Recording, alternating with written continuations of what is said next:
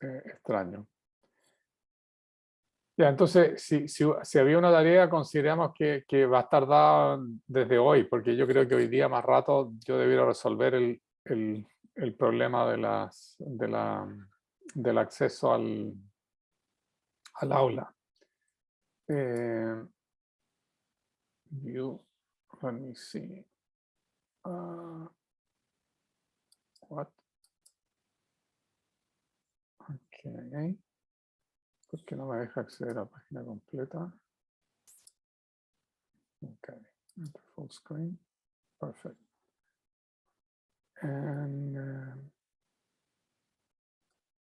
Ya, entonces esta es la sesión 11 del curso de Introducción a Sólidos de este semestre. Y finalmente lo que estábamos viendo la clase pasada eran estos modelos unidimensionales que nos permitan definir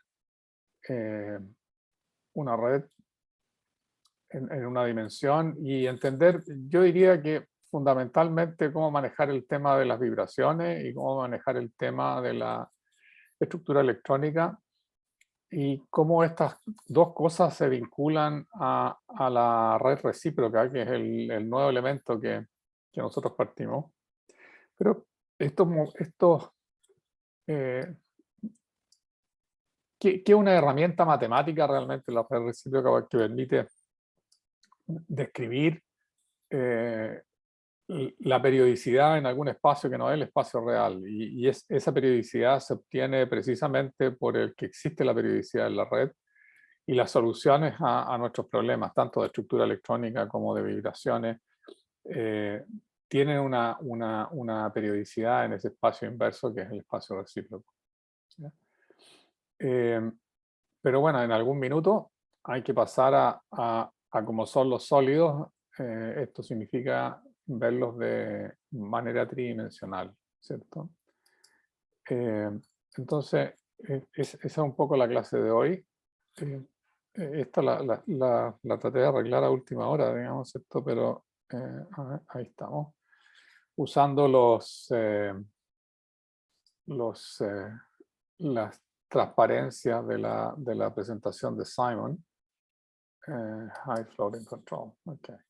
Entonces, ¿qué es lo que les estoy mostrando acá? Digamos, ¿cierto? Estos de aquí son todos sólidos tridimensionales, ¿cierto? Que forman estas estructuras. En el gráfico de la derecha tenemos de alguna manera modelos perdón, de la izquierda tenemos modelos de cómo debería ser esta estructura y en el lado derecho tenemos sólidos reales, ¿cierto? Este de aquí de alguna forma estas cosas se asemejan a estas que están acá, ¿cierto? Y lo que tenemos aquí es un cristal de cuarzo, que ustedes son súper familiares, digamos, que tienen todas estas caras que algo tienen que ver con lo que sucede aquí. El cuarzo es sencillamente dióxido de silicio. Y bueno, esta otra estructura y uno puede ver cómo esto es algo macroscópico, ¿cierto? Que está cortado profeso, o este estaba así y alguien armó la estructura con planos atómicos que a nivel de espaciamientos que tienen que ver con la red cristalina del sólido, se forman de esta forma. Entonces, esto es como lo más general. Esto sin duda lo vamos a ver con más detalle en el resto del curso. Y gran parte del curso se centra en esto, en sólidos cristalinos, ¿cierto? La estructura que forma los sólidos acá, que forma esta red ordenada y periódica, efectivamente son átomos, en este caso particular, pero uno podría hacer lo mismo con moléculas. Y estas de aquí son unas moléculas que interactúan unas con otras de manera con interacción de Van der Waals, realmente. Y este es un sólido de Van der Waals en esta manera, y es un sólido molecular. Entonces, como ustedes pueden ver, cada una de estas moléculas tiene 60 átomos de carbono y realmente se ve realmente como una pelota de fútbol. Si uno mira una pelota de fútbol, tiene de las clásicas de la FIFA, digamos, ¿cierto? Tiene 60 esquinas, ¿cierto? Y une pentágonos y hexágonos en una forma casi esférica, la red del C60, que se llaman los fullerenos, no es exactamente así, pero esto también forma con estas moléculas se pueden adornar para formar un cristal. Después tenemos, menos vamos a hablar de esto, sólidos amorfos. Esta cosa que tengo acá es realmente un vidrio. Entonces las distancias que hay entre los átomos varían, ¿cierto? Y hay alguna suerte de desorden en la orientación de los enlaces, ¿no? Y esto es lo que se llama un sólido amorfo, y este también es dióxido de silicio y corresponde a un vidrio, ¿cierto? Un vidrio es esencialmente esto, que es el mismo material que tiene el cuarzo, pero más desordenado, de manera amorfa. Estos de acá son los que se llaman cristales líquidos. Son cristalinos porque cuando yo los miro de lado veo esta orientación, ¿cierto? O sea, tienen una orientación particular estos ovoides. Sin duda estas cosas uno las tiene que sintetizar y ponerlas en alguna suerte de solución para formar esta cosa. Pero sin embargo, cuando uno mira en el plano, ¿cierto? Aquí uno se da la idea de que esto es efectivamente algo tridimensional. El sólido es absolutamente, en este plano, absolutamente fluido. Entonces, la parte líquida tiene que ver con el desorden en 2 dimensiones y la estructura esta que se forma, tal cual como está indicada en esta transparencia, es la que le da la estructura cristalina. Entonces tiene una periodicidad en esa dirección. Y esto obtuvo durante mucho tiempo y probablemente todavía en relojes digitales altas aplicaciones, porque uno realmente puede eh, cambiar la forma en que la luz es reflejada de estas cosas, aplicando de estas estructuras mediante la aplicación de campos eléctricos, y por lo tanto uno lo puede usar estas cosas para hacer display, ¿cierto? Así que esas son las estructuras de cristal líquido. Después vienen los polímeros, ¿cierto? Los polímeros son en el fondo cadenas atómicas o moleculares, ¿ya?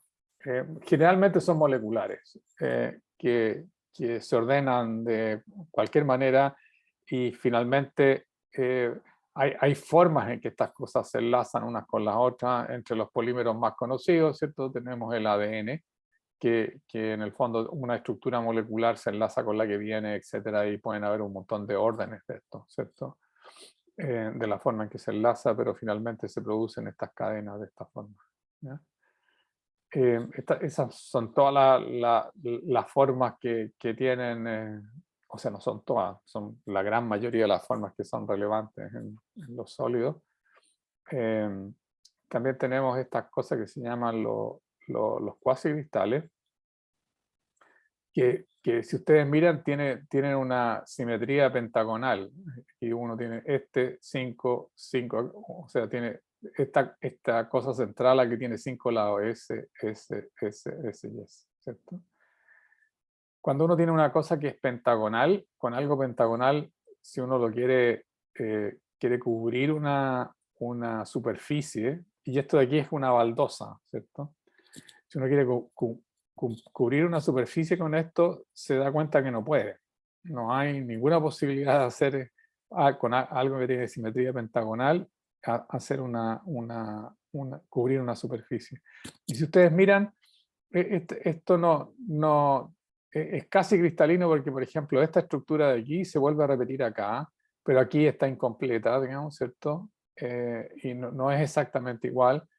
Y la verdad es que no hay ninguna forma en que esta cosa sea periódica en alguna dirección, pero creo como es cuasi periódica, ¿cierto? hay algunas cosas que se repiten. Por ejemplo, esta estructura de acá es distinta de esa estructura de allí, ¿cierto? Además están rotadas, ¿cierto? Estas cosas azules no están. Este de aquí es el diagrama de una baldosa de Penrose, así se llama esta, digamos, ¿cierto? Porque si ustedes miran, esta cosa sencillamente tiene tres unidades que están unidas, que son esa de ahí, hay otra de estas que es esta de acá, ¿cierto? Y después está esta tercera que está aquí. Entonces, uniendo esa con esa, y ahí me falta, y esta de acá, ¿cierto? Esta es la triangular, esta de aquí es distinta de esa, ¿no? Sí. O estas son dos, déjame ver. No, estas son dos, son solamente dos. Entonces, son dos estructuras que yo tengo que poner una al lado de la otra, y para lograrlo, finalmente tengo esta cosa semiperiódica. Ahora, la pregunta es si esto existe en la naturaleza desde el punto de vista natural. Natural no, pero si uno prepara ciertos materiales, óxidos en general metálicos, y los enfría rápidamente y los somete a lo que se llama un quenching, hay lugares en que uno obtiene estas estructuras que son cuasi cristalinas, que tienen propiedades bastante interesantes y nuevas. Y esta, bueno, yo creo que Penrose tomó un premio Nobel por esto, ¿no? Así que no deja de ser relevante el descubrir esto matemáticamente para después encontrarlo en la naturaleza. Entonces, lo primero que quiero introducir, esto aquí tiene un montón de definiciones y yo me robé un montón de estas transparencias que se ven bastante bien y sirven para explicar, ¿cierto? de la clase del señor Simon. Y tratemos de construir aquí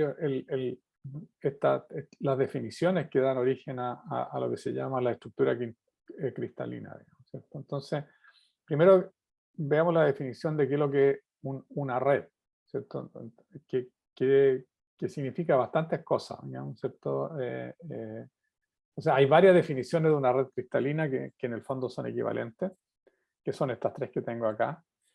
Y lo importante es que uno entienda cuáles son las limitaciones que estas tienen, ¿cierto? Dice, es un conjunto infinito de puntos formado por la combinación lineal. Saben que yo en este minuto no tengo mi teléfono conmigo, déjenme mirar si lo puedo ocultar. Esperen un segundo.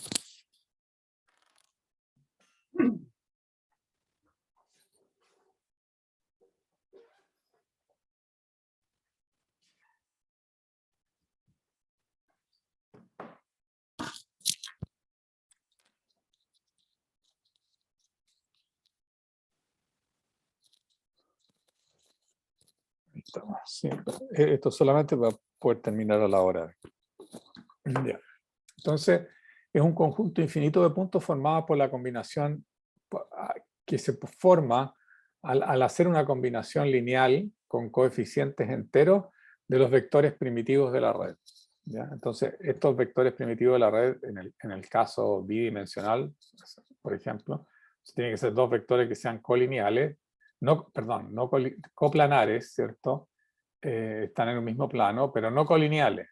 ¿Ya? Entonces, aquí tengo una red de puntos periódicas en el espacio y es posible definirle este vector A1 y este vector A2. Entonces, lo único que estoy diciendo, si tengo dos vectores, todos los puntos de esta red deberían ser alcanzables, por ejemplo, ese punto de ahí, por dos, ¿cómo se llama? Veces el vector A2 en esa dirección y una vez el vector A1 en esta dirección.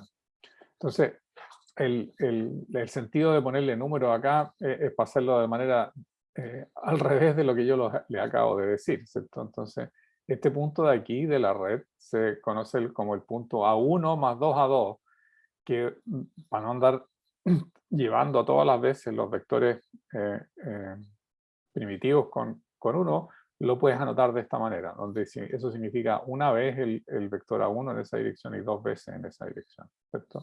El vector A1 y el vector A2, que tiene que estar definido en una parte. Entonces, esto es que todos los puntos de un arreglo periódico como este que está aquí, uno los puede alcanzar como suma de estos vectores primitivos. El otro es que uno puede alcanzar cualquier punto de la red, puede ser representado por la suma de dos de ellos, ¿cierto? De dos vectores. Entonces, qué sé yo, este punto de aquí yo lo puedo presentar como, desde este puedo alcanzar a ese punto sumando este vector más ese vector, o sea, ese vector de ahí. Y a la vez esto tiene que ser válido para todos los puntos de la red, o sea, todos los puntos que pertenecen a una red. En esto, todo lo que estoy diciendo ahora parece como evidente y obvio, ¿cierto? Pero hay algunos casos en los cuales hay alguna suerte de contradicciones. Entonces, el conjunto de puntos representados de esta manera también constituye una red. Y el otro, que es el más sencillo, dice que el entorno de cualquier punto es equivalente a cualquier otro. ¿Ya? ¿Qué significa eso? Significa que me paro aquí y voy derecho hacia arriba y encuentro un punto que está distante de dos que están uno a la izquierda y otro a la derecha. Y no importa en cualquier punto que yo me pare, me va a pasar exactamente lo mismo. Hacia arriba aquí voy a tener eso y hacia los lados voy a tener el vecino más próximo que voy a encontrar, está a una determinada distancia. Eso es lo que significa que el entorno local sea igual. O sea, este punto es exactamente equivalente a ese o a ese, ¿cierto? Entonces, para determinar si una cosa es una red, realmente sirve todas estas tres definiciones, porque rápidamente uno podría descartar algunos casos en que eso no sucede, ¿cierto? O sea, el formar un punto como la suma de dos, el que la suma de dos da origen a un tercero, o sea, siempre uno podría escribirlo como otro, y el último, que el entorno de un punto sea equivalente, o sea, que es tal vez el más fácil de determinar, ¿no? Entonces, esto de aquí representa una estructura periódica, ¿cierto? No tiene por qué ser un objeto puntual que uno podría ser el equivalente a una molécula, digamos, ¿cierto? Estas es una bastante compleja arreglo de moléculas, digamos, ¿cierto? Pero la idea es que están dispuestos de la misma manera, tienen el entorno es el mismo de este punto, uno a la izquierda, uno a la derecha, arriba, abajo, perfecto. Y, o sea, esta estructura periódica yo la puedo representar como una red, como lo que tengo acá abajo, que es exactamente igual. O sea, lo único que hago es repito el objeto siguiendo esta periodicidad que tengo aquí. Y para esta periodicidad se cumple todas las otras definiciones que eso es una red, ¿cierto? Aquí hay un ejemplo bueno que la pregunta es si esto es una red o no, ¿cierto? Entonces, ¿qué es lo que tengo que ver? Bueno, si primero que nada tiene que cubrir todo el espacio. Esta cosa sí cubre todo el espacio, pero tiene un detalle. El detalle que tiene es que si bien este punto P y este punto Q son equivalentes, ¿cierto? Porque tienen uno arriba, tienen uno a la izquierda, uno a la derecha, este arriba, a la izquierda, a la derecha. El punto R y el punto P no son equivalentes.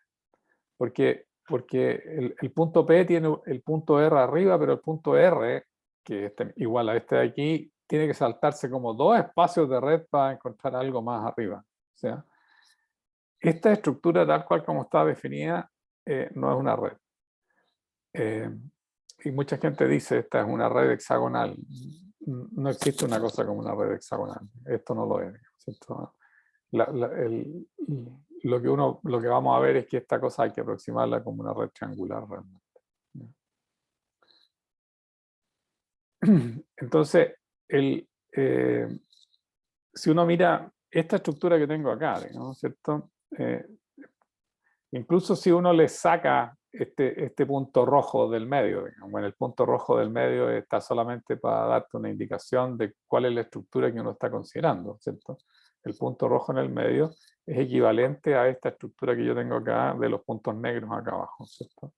Entonces, uno dice, ¿cuál es la cosa que se repite de acá? ¿Cierto? ¿Cuál es la estructura que se repite? Bueno, la estructura que se repite es algo que tiene que incluir, si es que estas, por ejemplo, si fueran átomos, ¿no es cierto? El átomo, como lo llamamos antes, el átomo R y el átomo P. Este es el átomo R y este es el átomo P, ¿cierto? Entonces la estructura, la red cristalina en este caso, o la red bidimensional sería una red triangular, como la que tengo dibujada aquí, ¿cierto? Que si uno le pone estos dos átomos en estas posiciones que están en este lugar, y cuando la sumo sobre todo el espacio, puedo formar la estructura original. ¿Ya? ¿Qué es lo que en el fondo está señalizado acá abajo? Que yo puedo formar, con esta cosa puedo formar la red completa, con esta unidad. ¿Ya? Eso significa que es periódica, absolutamente periódica esta cosa. ¿Ya? La segunda definición importante es la definición de celda unitaria, que un poco está de alguna forma esbozada en este diagrama, ¿no es cierto? Entonces, una celda unitaria es una región del espacio que cuando es repetida y apilada llena todo el espacio y reconstruye la estructura que la motiva, ¿cierto? Entonces, aquí tenemos algunas celdas unitarias y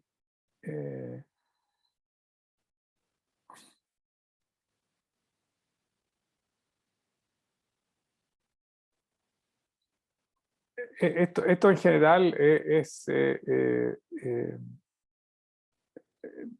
uno podría pensar que para una red en particular, ¿cierto? Esto podría ser único. Y la verdad que no es único, y aquí hay un ejemplo así típico donde uno dice, bueno, si lo único que importa es una región del espacio que yo la repita, tengo formas equivalentes de definir estas redes, ¿no es cierto?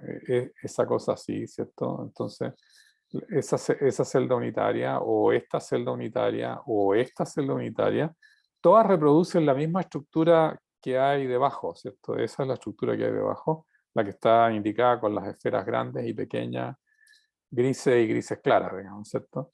Entonces, esa es una cosa que es relevante, que no hay necesariamente una celda que sea preferible.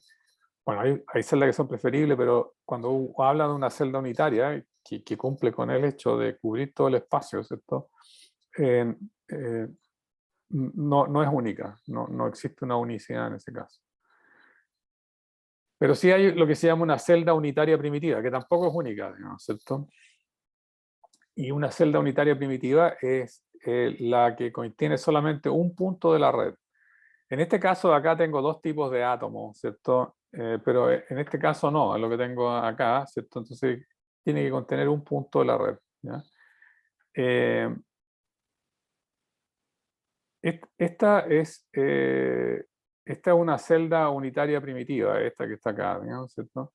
Y esta que tengo acá es una celda unitaria que es distinta, digamos, ¿cierto? Que es una celda convencional. Generalmente se definen las celdas, nótese que la celda convencional y la celda primitiva se refieren a la misma estructura que hay detrás, digamos, ¿cierto? Que esta cosa con los puntos aquí, que tiene algo, que es una red triangular en el fondo indicada por esta. Cuando yo aquí la veo, perfecto. Y la pregunta es, bueno, acabo de decir que la celda, ¿cómo se llama? Unitaria o primitiva es la que tiene un solo punto red. En ese caso, esta de aquí sería una celda primitiva unitaria, ¿cierto? Una celda unitaria primitiva, porque este es el punto de red y esta contiene un solo punto de red. ¿Ya? Ese punto de red que da origen a esta estructura que tengo aquí, ¿cierto? cuando yo la adorno con estos dos átomos, uno arriba y abajo del punto de red, obtengo la estructura hexagonal del panal de abeja que tengo debajo, ¿ya? Entonces, esa de ahí tiene 1, y la pregunta aquí dice claramente que esta es una celda unitaria primitiva, y la pregunta es ¿por qué? Digamos, ¿tiene 1 o no tiene 1? Entonces, la respuesta es sí tiene 1. ¿Y cómo tiene 1? Porque dense cuenta que uno podría pensar que si estas cositas son esferas, digamos, los puntos que no son absolutamente sin dimensión, sino que tienen alguna suerte de volumen, lo que a este le falta para completarse del punto, para pertenecer a esta, es la fracción del ángulo que le corresponde, digamos, ¿cierto? Este tiene este ángulo de aquí, y después existe este ángulo de acá, y después este ángulo de acá, y este ángulo de acá, que cuando yo sumo todos los ángulos me da 360, ¿cierto? Y en el fondo, sumando las fracciones de los puntos que hay, de los puntos de red en cada parte, eso me indica que esto tiene un átomo por celda unitaria, ¿cierto? Si esta es la celda unitaria, entonces esta sería lo que llamaríamos una primitiva, ¿ya? Hay otra forma de construir una primitiva más estándar, que es la que está abajo, que se llama la celda de Wigner-Seitz, ¿ya? Entonces, y se hace una construcción, y la construcción de Wigner-Seitz dice: toma un punto cualquiera de tu red, ¿cierto? Dibuja una línea a un átomo más próximo, ¿cierto? Y luego dibuja la medianera entre los dos, ¿ya? Y esta sería como, déjame ver si tengo algo que lo mira. Pues no puedo volver. Aquí está, ¿cierto? Esta es la construcción de Wigner-Seitz. Si yo tomo este átomo como referencia y tiro una línea a este de aquí, y luego dibujo la medianera, este de aquí estaría exactamente en la mitad de la trayectoria desde este átomo a ese átomo, y ese corta o bisecta esta línea que hay entre no átomo, entre este punto de red y este punto de red, esa bisectriz. Y los que están a este lado de la bisectriz son puntos que van a estar más cerca de este átomo, sin duda, que del otro. Entonces me interesa, en el fondo, esta superficie que determina o que encierra hacer esta construcción, y después, bueno, obviamente lo repito con este, digamos, y este está dibujado en la mitad, y lo repito con ese, está dibujado en la mitad. La construcción de Wigner-Seitz dice que todos estos puntos que están acá adentro están más cerca de este átomo que de ningún otro. Esa es como la definición de la construcción de Wigner-Seitz, ¿ok? ¿Ya? Entonces, exacto. Entonces tenemos un procedimiento para construirla. Entonces tenemos varios tipos de celdas que son relevantes que uno puede considerar. Primero que nada está la celda convencional. ¿Por qué la celda convencional se le llama de este estilo? Porque tiene los lados, este lado y este lado están en ángulo recto.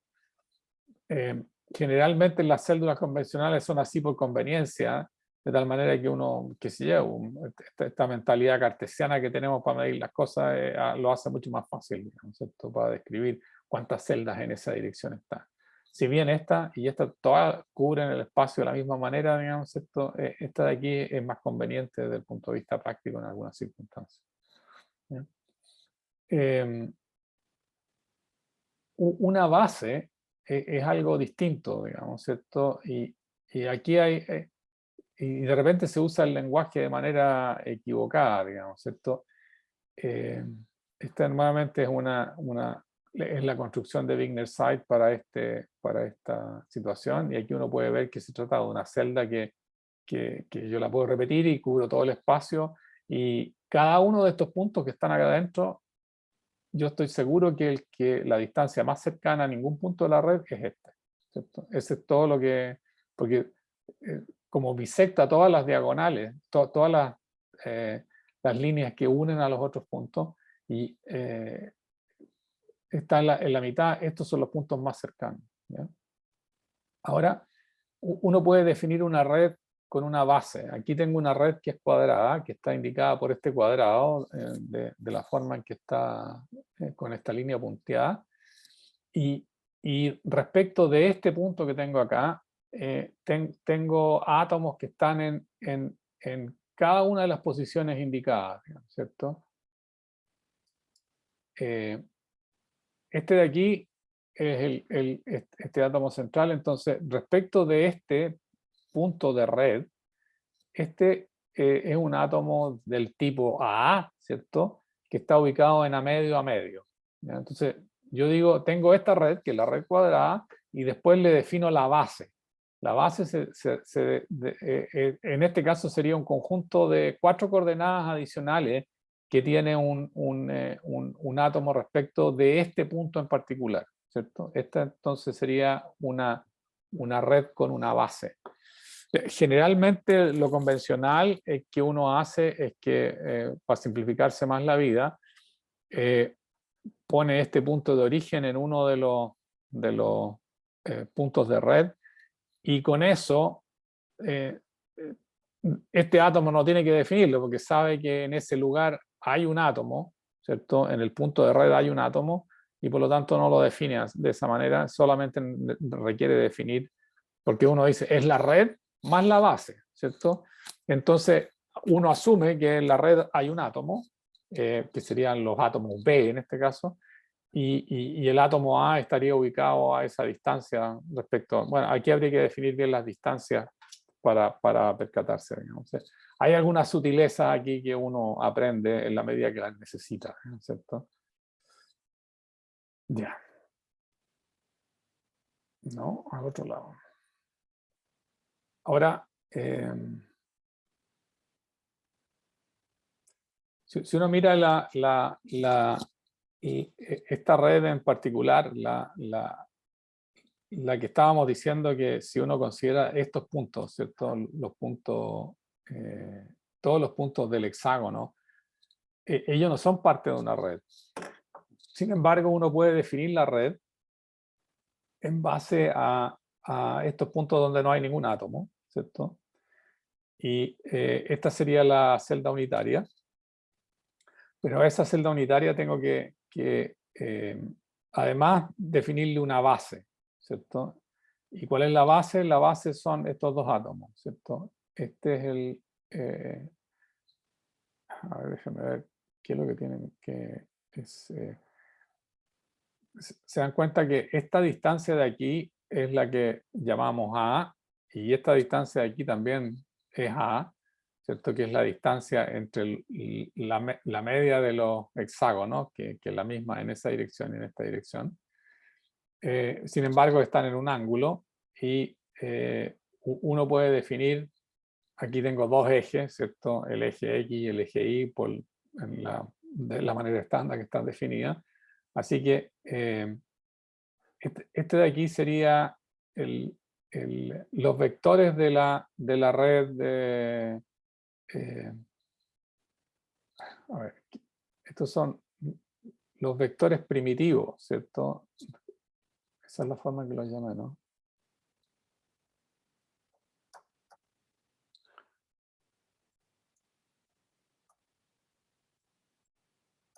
No, hacia el otro lado parece.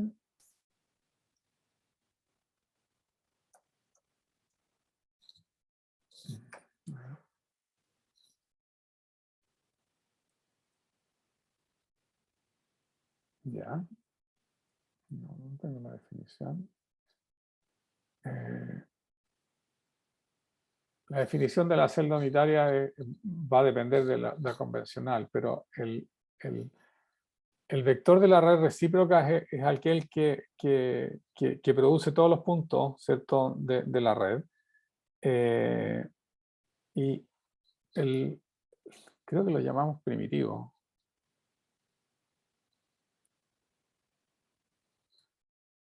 Aquí está la definición. Vectores primitivos de la red, lo siento, ¿cierto? Esa es la forma de definirlo.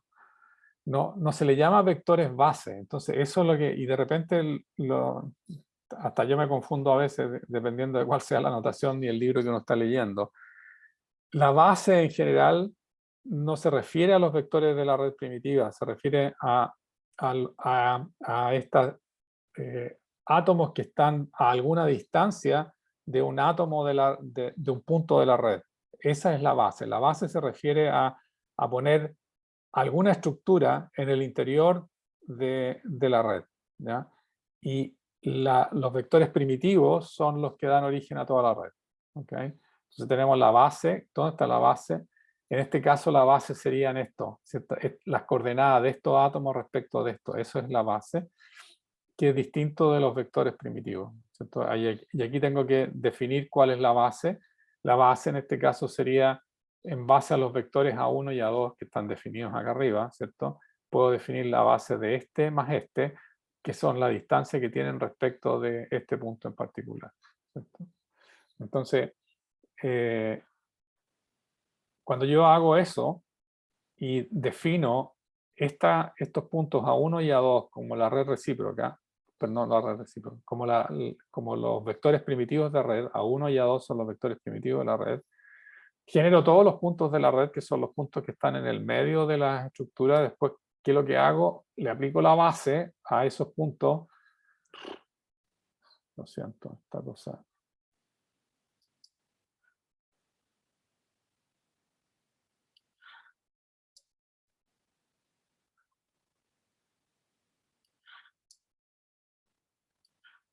No sé cómo me salgo de aquí. Genero la base de todos esos... genero la base y después perdón, genero con los vectores de la red, los vectores primitivos de la red recíproca, genero la red y después con la base genero la estructura atómica, en el fondo, ubicando átomos en las posiciones que corresponden, o moléculas, ¿cierto? Bueno, vimos esto que ya les había dicho, que la celda primitiva no es única. Uno puede, para una misma red, ver varias maneras de encontrarla. Esta de aquí sería la que corresponde a Wigner Sites, por la forma en que está construida, ¿cierto?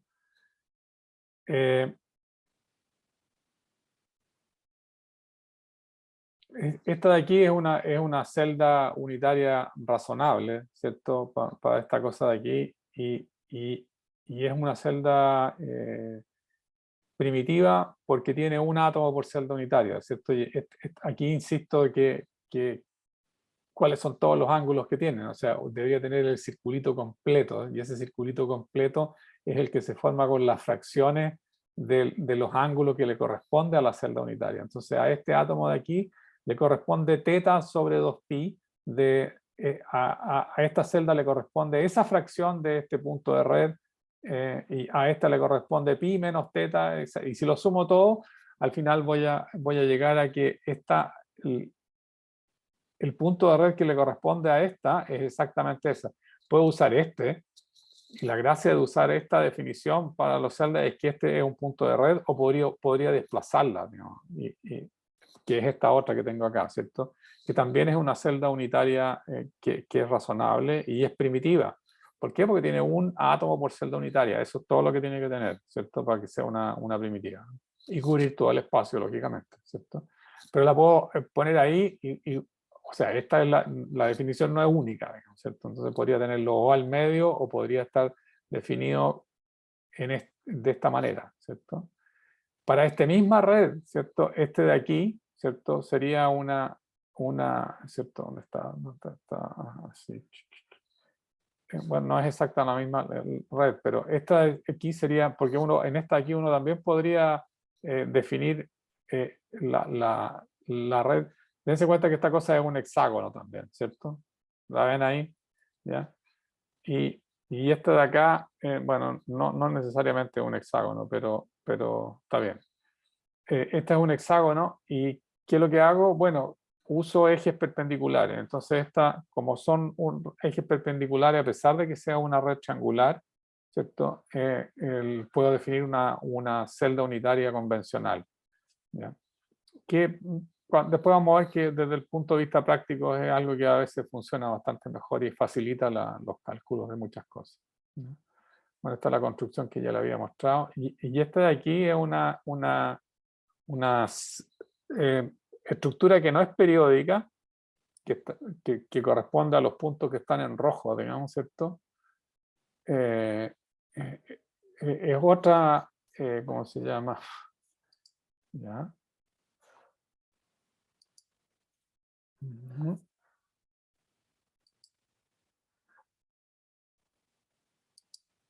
Ya.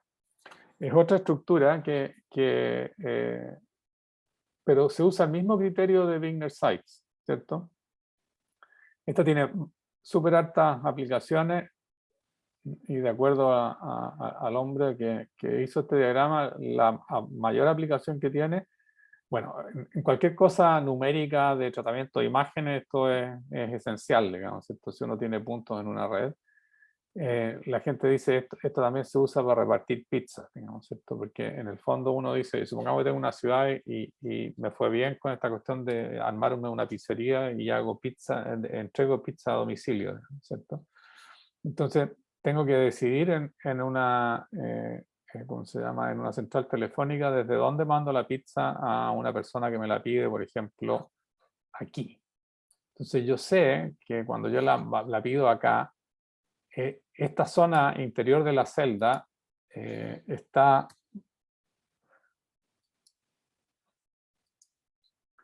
más cercana a este punto en particular, ¿cierto? Si estoy en esto, porque lo que hice fue trazar esta línea de aquí hasta acá y tirar en la medianera, trazar esta línea de aquí hasta acá, tirar la medianera y después hacer todas las intersecciones de las medianeras y por lo tanto puedo definir los puntos que están más cerca de este punto que cualquier otro punto de mi red. Y esta no es una red que es periódica. Cuando la red no es periódica, no es la construcción de Wigner-Sykes, pero es como la prima hermana, digamos, de Wigner-Sykes. Y uno puede formar este tipo de estructuras que al menos para este tipo de problemas de la venta de pizza a domicilio, funciona bastante bien, digamos, para poder definir cuáles son los sectores en los cuales cada una de las distintas tiendas debiera ir, digamos, ¿cierto? Este es un problema típico de optimización, ¿cierto? Que la gente se ve de alguna manera obligado a desarrollar, que se relaciona un poco con lo que nosotros estamos viendo en sólido, digamos. Esta cosa uno no la encuentra, digamos, ¿cierto? Así que no hay que problemarse demasiado. Ya. Entonces, sigamos viendo. Ups.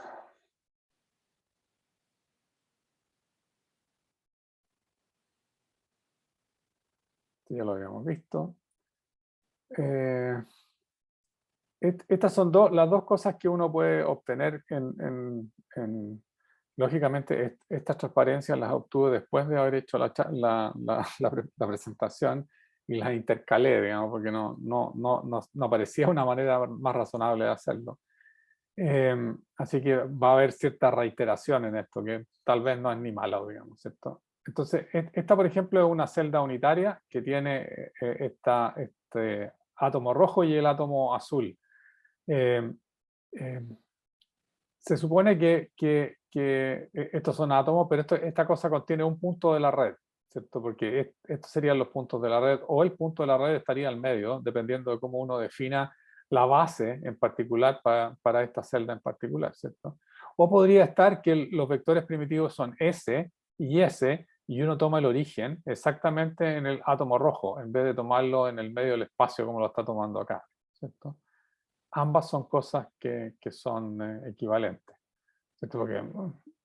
Y eso no cambia además los vectores primitivos de la red, ¿cierto? Que son esos dos, ¿ya? Entonces, si uno pone la referencia de la red en el átomo rojo, como dice acá, ¿cierto? Lo único que uno necesita hacer es definir en la base un solo átomo, ¿cierto? Porque para este, si lo dibujo acá, ¿lo puedo dibujar? No, me voy a complicar entero.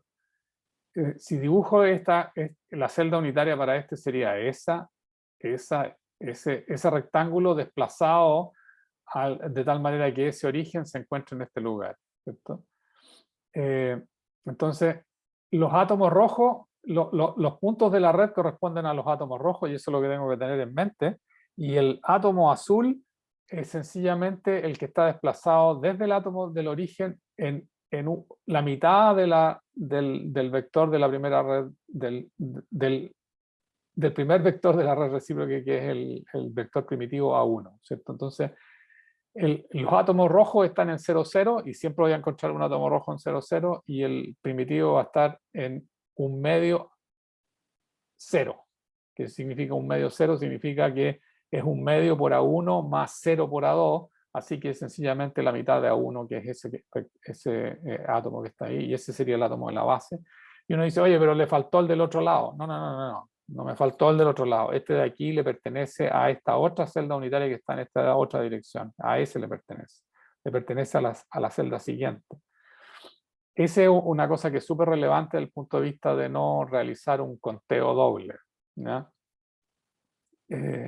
Ahora, si uno la dibuja ahí, dice, bueno, la mitad de este átomo le pertenece a este, la mitad de este átomo le pertenece a este. Esta red tiene exactamente, aquí es evidente que esta celda unitaria tiene 2 átomos por celda, ¿cierto? Pero también lo puede ver cuando el origen está puesto en los átomos rojos. Lo importante es tener claro cómo uno define la base, y en este caso es un solo átomo respecto de la celda unitaria definida tal cual como está aquí, con el origen ubicado en los átomos rojos. ¿Ya? Esa es la próxima elección, ¿cierto? La próxima elección o es esa de la celda unitaria o es esta la celda unitaria, que las dos tienen los mismos redes recíprocas, ¿cierto? Y en este caso, bueno, este de aquí no cambia nada, digamos, ¿cierto? Este de aquí, la celda unitaria, tiene uno podría decir que son 2 átomos por celda unitaria, que no es el caso en este, que tiene un solo átomo con esa descripción. Ya, pasemos al espacio tridimensional, ¿cierto? Lo más sencillo que uno puede, ¿cómo se llama?, encontrar desde el punto de vista de formar una estructura periódica es lo que tengo acá, que es la red cúbica simple, ¿ya? Donde uno pone un átomo en cada una de las esquinas de un cubo, ¿ya? El cubo en el fondo uno puede pensar que cualquier punto de este es equivalente, cualquier punto de esta red es equivalente a cualquier otro, ¿ya? Eso uno lo ve más sencillo en que los diagramas estos de repente nos ayudan porque uno dice, oye, no, todos los puntos son iguales a este, ¿no? ¿Cierto? Y una cosa que uno puede definir en esta red, una red, por ejemplo, de este estilo, que es cúbica, es la coordinación de cada uno de los átomos. La coordinación son el número de vecinos más próximos que tiene. Entonces, en este caso particular, la coordinación de esta red es 6, ¿cierto? ¿Por qué son 6? Bueno, porque ese es el número de vecinos más próximos que este átomo tiene, ¿cierto? Porque tiene 2 en ese eje, 2 en ese eje y 2 en ese eje, ¿cierto? Y todos tienen ese nivel de coordinación. Los vecinos siguientes son los que están a lo largo de la diagonal, pero esos no son los que cuentan. Entonces, para definir la coordinación, que es el número de vecinos más próximos, que es algo relevante desde el punto de vista de las propiedades químicas de una red como esta, digamos, ¿cierto? Es esa. Esta de aquí es la red cúbica simple, que uno dice, es la más sencilla, debería casi todos los átomos en la naturaleza tener esta, digamos, ¿por qué van a ordenarse de una manera distinta? No, no es esa, digamos, ¿cierto? Es la más sencilla desde el punto de vista geométrico, pero no es la más óptima desde el punto de vista de las energías. Porque si uno mira bien esta red, se le genera un huequito acá al medio, digamos, ¿cierto? Tiene un hoyito ahí que en general la tendencia es que esa cosa esté ocupada por otro átomo, ¿cierto? En el medio. Hay solo un elemento de la tabla periódica que tiene esta estructura y es el polonio. Así por allá arriba en la tabla periódica es el que tiene una estructura cúbica simple, ¿cierto? Así que ¿por qué la estudiamos tanto? Bueno, porque es la base de otras estructuras que se le parecen bastante, digamos, ¿cierto? Y aquí está el ejemplo de lo primero que uno obtiene.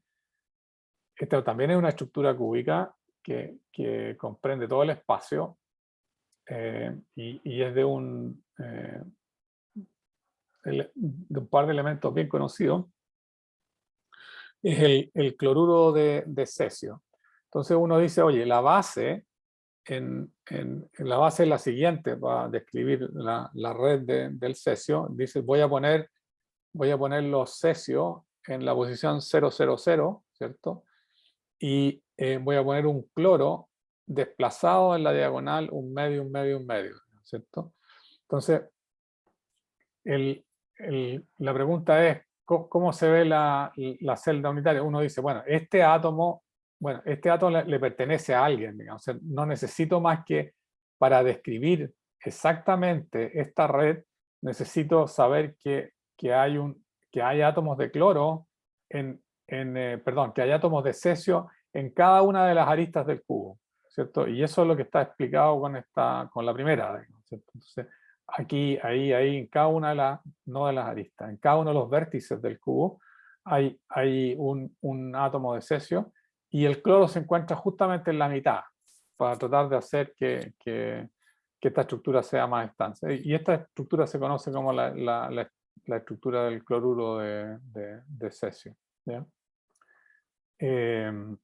Este es forman un enlace bastante iónico, el cloro y el cesio, porque el cloro es muy electronegativo y el cesio lo único que quiere es entregar su electrón. Así que tenemos esta estructura que es fácilmente ubicable en base a la cúbica simple y se forma la estructura de cloruro de cesio con una base de un átomo ubicado exactamente en la mitad de la diagonal, ¿ya? Ahora, esta base que uno la puede mirar realmente, esta misma estructura, esta misma estructura del cloruro de cesio uno la puede mirar no como un átomo aquí en el medio, sino que como dos redes que son independientes, dos redes cúbicas simples que se intersectan. Y ese es el sentido de esta transparencia que tengo acá, donde aquí en verde, este cubo verde lo que tiene es adentro un átomo que, digamos, que sea el de cloro, ¿cierto?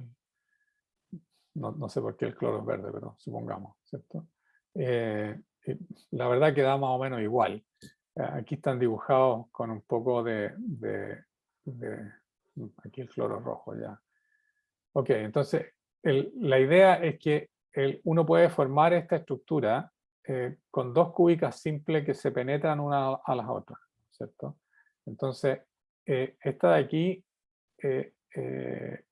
es la estructura cúbica en verde y después tengo la estructura cúbica en gris que tengo acá, que uno la puede pensar que solamente formo la estructura cúbica verde primero y después formo la estructura cúbica gris desplazada en un medio, un medio, un medio y a lo largo de la diagonal, y con eso si tomo la superposición de ambas redes cúbicas, puedo cubrir todo el espacio y reproducir la estructura atómica de un sistema tan simple como ese. ¿Ya? Hay bastantes, ¿cómo se llama?, redes que cumplen con esto, y hay otra, digamos, ¿cierto?, en que este átomo en particular, en vez de ser de un átomo de un material distinto, como en el caso que yo le estoy diciendo, que es el cloruro de sodio, cuando los átomos son distintos, se supone que es un cloruro de sodio. Cuando los átomos son iguales, es lo que se llama una red cúbica centrada en el cuerpo. ¿Ya? Suena como largo esto, pero tiene que ver con las palabras o sea, con los acrónimos en inglés, que se llama Body Center Cubic, se llama BCC, ¿cierto? Entonces, esa red tiene un átomo que en este caso sería igual a este. Por eso no es cloruro de sodio en ese caso, porque los átomos son iguales. El cloruro de sodio es cuando una de las redes es un átomo y la otra red es un átomo distinto. Si son iguales, entonces estamos en frente de una BCC, digamos, ¿cierto? Y ya, elementos famosos con estructura BCC, el fierro, digamos, ¿cierto? Ahí tiene uno que cristaliza esencialmente de esa manera.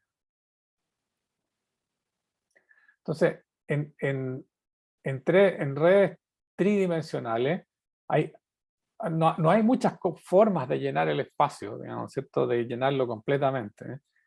Y están todas estas que son ortogonales, ¿cierto? Que tienen los vectores que son este de aquí perpendicular a este y perpendicular a este, esta sería la cúbica. Después tenemos la tetragonal, que este de aquí es un cuadrado, pero este de aquí, el eje C, no tiene por qué ser igual al otro, esa es la que se llama tetragonal. Generalmente las cúbicas podrían deformarse un poco en tetragonales, siempre y cuando por alguna razón esta distancia en alguno de los ejes se hiciera más grande, ¿cierto? Y la ortorrómbica, que finalmente ninguno de los ejes son iguales, digamos, ¿cierto? Entonces todas esas son las que son con ejes perpendiculares. Después tenemos la que yo les acabo de mencionar, que es la cúbica centrada en el cuerpo, que es esa que tengo aquí.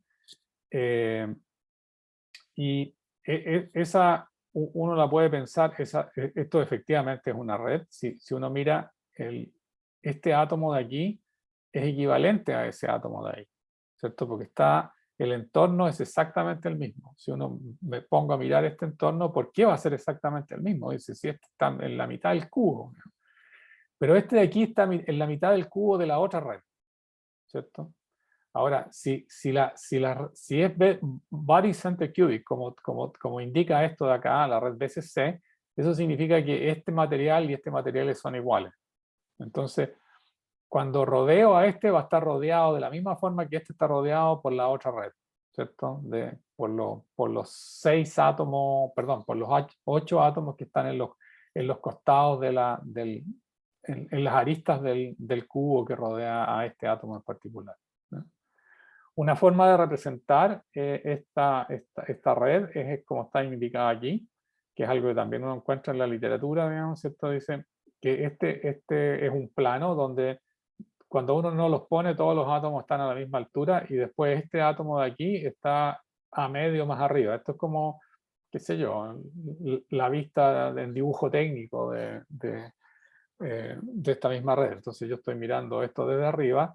Este de aquí están todas en el plano. Entonces esta es una forma de dibujar una red completa sin necesariamente ser un artista con todas las dimensiones, digamos, sino que sencillamente esta es la forma de decirla. Estas cosas aquí están todas en el mismo plano y esta de aquí está a medio más arriba, ¿ya? Y es la forma de establecer una red BCC, digamos, ¿cierto? Y dibujada en un plano, ¿no? Después está esta de aquí, que es súper importante, la red de FCC, digamos, ¿cierto? Esta red de FCC es una red que se llama cúbica centrada en las caras, se llama Face Center Cubic. O sea, es cúbica por la forma que tiene el cubo, y después el próximo átomo que tiene lo tiene centrado en la cara, ¿ya? Entonces, cuando uno define una red FCC, esta es la forma de definirla exactamente, ¿cierto? Porque aquí estos son los átomos que participan de la red. Estos de aquí, los que están en los extremos, son los que están en un plano con altura cero, y después todos estos que están en la mitad de las caras están en a medio, ¿cierto? Y todo eso son necesarios para ver la vista en un plano.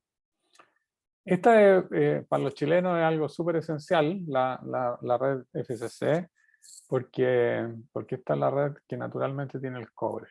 Entonces, más vale que sepamos que el alimento esencial de Chile proviene de una red de FCC, digamos, ¿cierto? Así que esto de aquí está mal dicho, ¿eh? Esto de aquí está mal dicho. Esto no es red vectores primitivos. Los vectores primitivos de esta red son el AX, AI y AZ, digamos. ¿Esto qué es lo que es? Estos vectores de la base, ¿cierto? La palabra primitivo no debería estar en esta cosa. Estos son base vectors, ¿cierto? ¿Por qué? Porque ese es el que está, y dense cuenta solamente los que necesito para formar la estructura completa de la red FCC.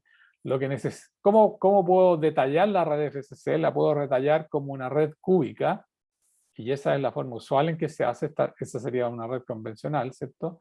Sería S, S, S y este que va hacia arriba, y después necesito los que están en las caras. Necesito el que está en la cara más próxima, S, ese de ahí y este, ¿cierto? Esos son los tres elementos que necesito. O sea, necesito ese origen, ese, y después tengo este y el que está debajo, ¿cierto? Estos tres son los tres vectores que necesito para formar la estructura. Esta es la vista plana, que no necesariamente es todo lo que necesita. Ya. Ahora viene lo pesado. Lo pesado es que uno puede hacer la construcción de Wigner sites para formar una celda unitaria, digamos, ¿cierto? En el cual uno rodea un átomo con la región del espacio que le queda más cerca a ella, digamos, ¿cierto? Entonces, ahora en vez de tratarse de líneas que uno dibuja a los átomos más próximos, lo que tiene que dibujar son planos, ¿no? Entonces ahí se pone medio pesada la cuestión, ¿cierto? Aquí en el diagrama de la izquierda tengo una estructura que parece una red FCC, eso es, digamos, ¿cierto? Porque tiene esta cosa aquí en la cara y esto de aquí se ve de esta manera. Entonces hay que construir esto de aquí es una red, y cada uno de los átomos de la red está rodeado por una... Dense cuenta que cuando yo hablo que esto es una red, que la red de FCC significa que este átomo y este átomo son equivalentes. Son exactamente iguales. ¿Qué es lo que tienen? Tienen el mismo entorno atómico. El barrio es igual, digamos, ¿cierto? Independiente que cuando yo los dibuje en esta estructura tridimensional los vea distintos. Entonces, puedo hacer la construcción de Wigner site para cada uno de estos y son equivalentes, digamos, ¿cierto? Entonces aquí hay una que supongo que esta de aquí está al medio, ¿cierto? Esa de aquí, la construcción de Wigner site, esta figura geométrica que tiene triángulos y cuadrados, digamos, que formando las caras, es la que está en el entorno del átomo central en la cara, pero en el cubo que está más a la izquierda. Y esta de aquí es el equivalente, pero centrado en el cubo, ¿cierto? Perdón, centrado en el átomo que está en la esquina, ¿cierto? Entonces,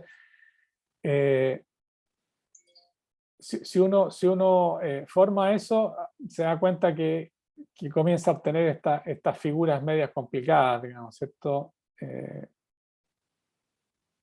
Ups, 10 minutos.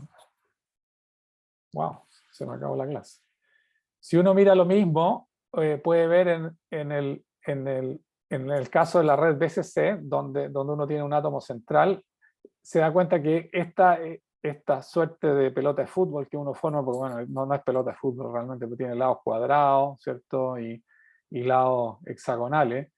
Esta está formada sobre un átomo central, y esta de aquí está formada sobre el átomo que está en el extremo del cubo, que como es una red, son iguales, digamos, ¿cierto? Y tienen el mismo entorno, y estas construcciones de Wigner-Seitz son medias complicadas para formar las celdas unitarias, digamos, ¿cierto? Pero se puede y alguien lo hizo, digamos, ¿no? Este es el resumen total que hay no solamente hay cosas estas son todas las que son con ejes ortogonales, ¿cierto? Y después vienen otras que tienen alguna suerte de ángulo respecto de las caras, y además después vienen otras que son hexagonales, digamos, ¿cierto? La verdad es que el foco de lo que vamos a ver nosotros está acá arriba, estas cosas que son un poco más complicadas, digamos, ¿cierto? Desde el punto de vista de describirlas.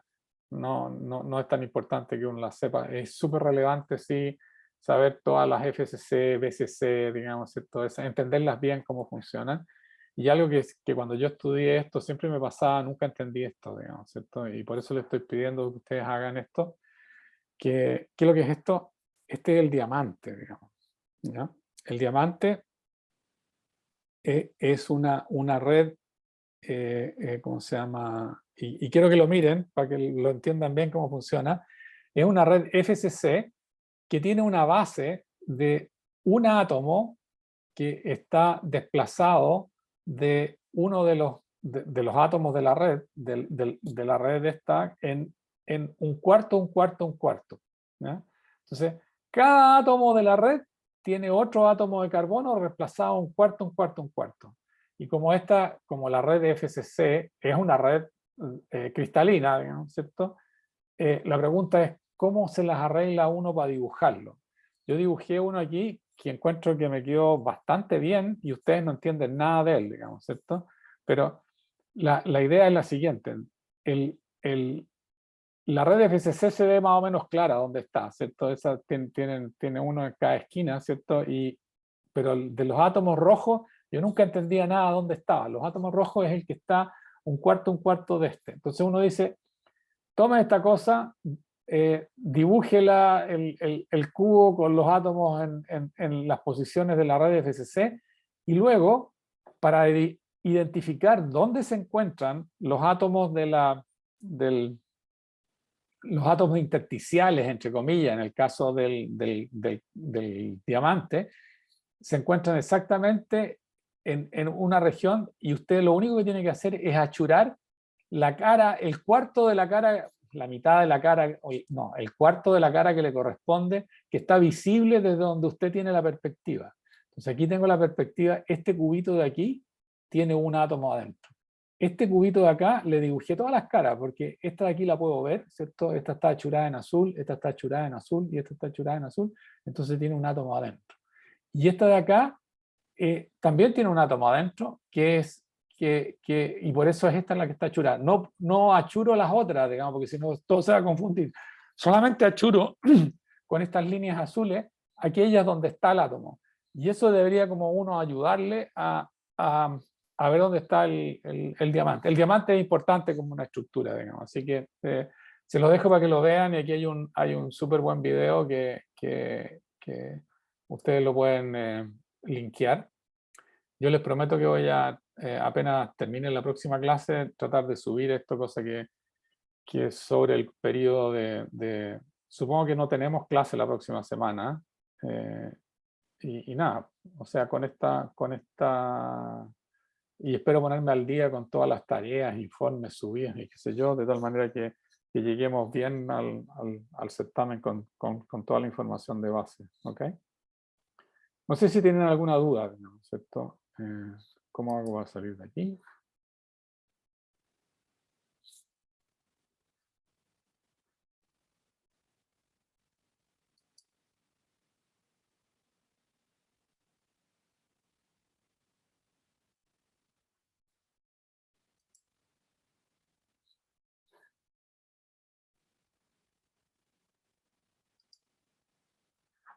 Ok.